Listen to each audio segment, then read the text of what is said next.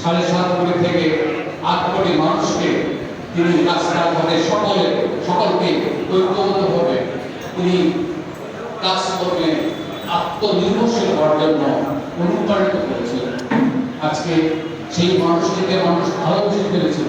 তিনি যেদিন মৃত্যুবরণ করেন, সেই মৃত্যুবরণের দিনে আমি একটি প্রত্যন্ত অঞ্চলে ছিলাম। সেই অঞ্চলে আমি যখন এই খবরটি টেলিভিশনে রেডিওতে যখন শুনতেছিলাম, তখন আমার কাছে মনে হয়েছিল অন্তত 17-18 জন মানুষ ছিলেন সেখানে। প্রত্যেকটা মানুষ হাওয়া করে কাঁদতেছিল, আমিও কাঁদতেছিলাম।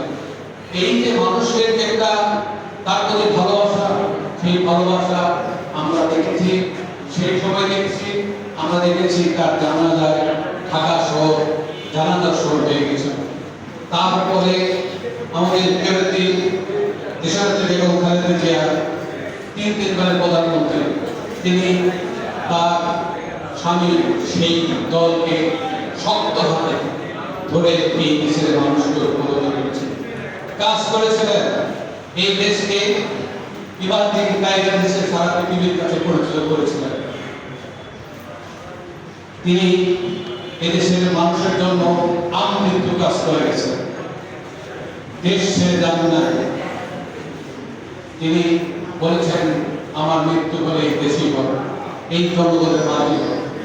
তাই তার মৃত্যুর আগে তিনি বাংলাদেশে সর্বসম্মতি করবে তিনি অভিভাবক হিসেবে তিনি সকল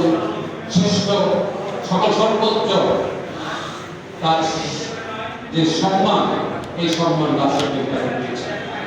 আজকে গত নির্বাচন 12 ফেব্রুয়ারি তারই সুযোগ্য পুত্র আমাদের আজকে বগুড়ার কৃতি সন্তান আমাদের প্রিয় নেতা জনাব তারেক রহমান 12 ফেব্রুয়ারি নির্বাচনে আপনাদের কাছে ভোট দেওয়ার যে আহ্বান জানিয়েছিলেন, একটি নিরাপদ বাংলাদেশ, আত্মনির্ভরশীল বাংলাদেশ এই গড়ে তোলার জন্য আপনারা ভোট দিয়েছেন।